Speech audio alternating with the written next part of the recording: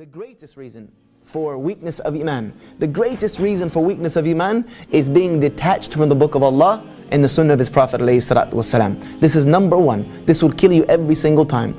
If you are detached from the book of Allah, meaning you don't read it, you don't ponder upon its meanings, you don't memorize it, you don't try to implement it in your life, then you cannot be wondering why your Iman is weak. Because you have no attachment to Allah. The Prophet ﷺ said, I leave behind me two things. If you hold to them, you will never go astray. The first of them is the book of Allah, which is like a rope. One end of it with Allah Azza wa Jal and the other end of it in your hands. If you let go of that rope, then you lose your connection with Allah Azza wa Jal. You have to continue to keep that connection with the book of Allah. The only way we know Allah is by that which He has revealed to us about Himself. And where else are you going to find that which Allah has revealed to us about Himself other than in His Word? Other than in His Word. This is the words of Allah Azza wa Jal. This is as close as you're going to get to being near to Allah in this life, is through your connection to Allah through His book. Because even in our salah, people say, yeah, our salah is our connection with Allah. Is there any salah that is valid without the book of Allah in it? Is there any salah that is valid without the book of Allah being in it? So you can't tell me that salah is the only connection you have with Allah, because if you don't have the book, then you don't have the salah. So the book of Allah Azza wa Jal is the most important thing. It is primary. It is primary. I can't stress the importance enough that if you don't pick up the Quran at least once a day, in the morning or in the evening or any time, and at least thumb through something and try to understand it, then you have lost a severe connection with Allah Azza wa Jal. You've lost it. And if you just read the Arabic, mashallah, may Allah reward you with the hasanat of every single letter you read. But if you don't understand it, what is it going to do for you? You don't know what Allah is even telling you. You are saying something that Allah is commanding you and you don't even understand it. It's like you sitting here speaking, if I gave this language in a language that I made up, you wouldn't benefit from it and I wouldn't know what I'm saying. You get the hasanat through its recitation and you get benefit through its understanding. And therefore you must have your connection with Allah through His book, and you must have connection to the sunnah of the Prophet ﷺ. These two things are mandatory. Losing these will cause you to have weakness of Iman. Wallahi, every time. The longer you stay away from the book of Allah, the more you will find your Iman draining. Because the book of Allah is like gasoline in the car, like the petrol you put in the car. If you don't put any petrol in the car, what's going to happen? It's eventually going to be stuck in the middle of the road. You're not going to be able to go anywhere else. The same without putting the heart filled with the remembrance of Allah Azza wa Jal through His Word, you will find a heart that becomes empty of any energy whatsoever to please Allah. What it will have energy for is to disobey Allah Azza wa Jal. Because shaitan will be the one filling it up at that point with all the doubts and the masiyah and things of this nature.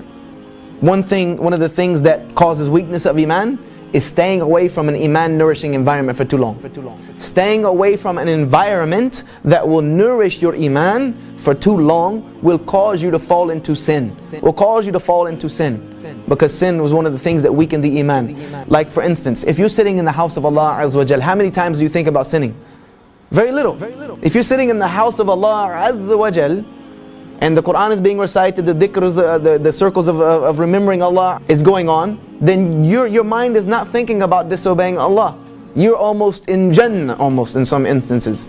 But the moment you go home and you start kicking it on Facebook and you're on Xbox Live or PS3 network, kicking footy around and things of this nature, what happens? You start thinking about disobeying Allah. Shaitan comes to you and you start getting into that mode in that environment. And the longer you stay away from the environment that nourishes Iman, the weaker you will become. Keeping away from righteous companions causes weakness of Iman.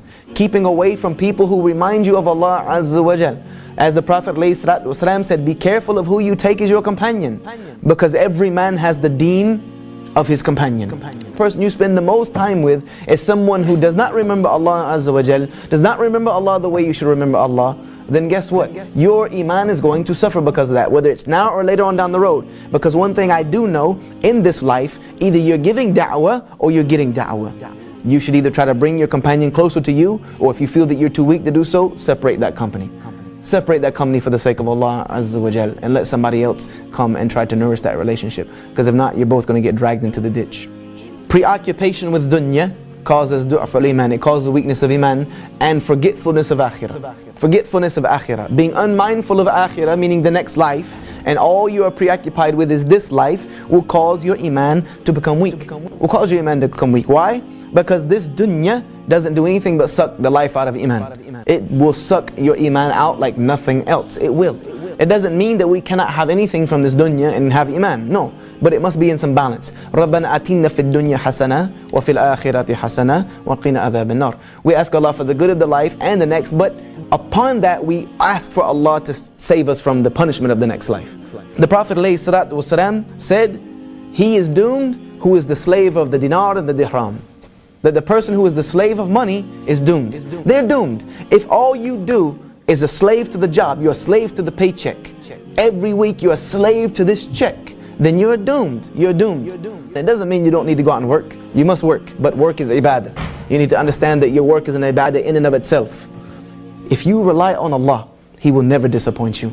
Allah never disappoints those who rely upon Him. He said it in His book.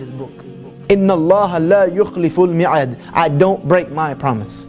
If you keep your word to Allah, you will find a Rabb who keeps His word to you more than you can ever imagine. More than you can ever imagine. And you'll never worry again. You'll learn not to worry. Worry for what?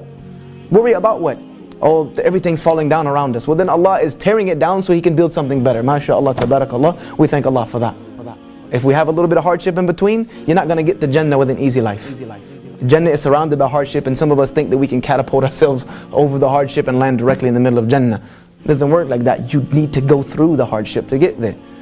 One thing we need to understand about Iman before I tell you how to fix Iman is you need to understand the Prophet ﷺ said, faith wears out in the heart the same way clothes wear out.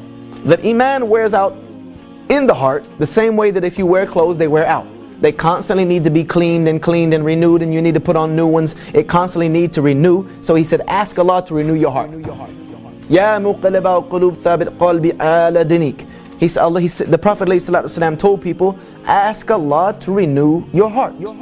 We also need to understand that it is part of our aqeedah that Iman rises and falls. You have to understand that, or you're going to always think that you're a hypocrite. And if you do always think you're a hypocrite, it's a sign of Iman as well. It's a sign of Iman. Don't always beat yourself up because you think you have become a hypocrite.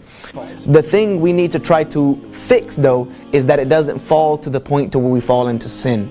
It's like a muscle. We have to learn that Iman is a muscle. It is a muscle.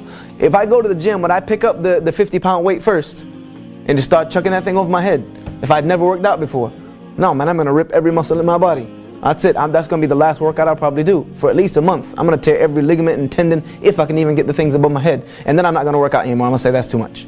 Right? Correct? No, you start with the little weights, correct? And then when those get easier, now you go to the other one. Because what happens is you build something called muscle memory, so that the muscles remember these movements and they get stronger.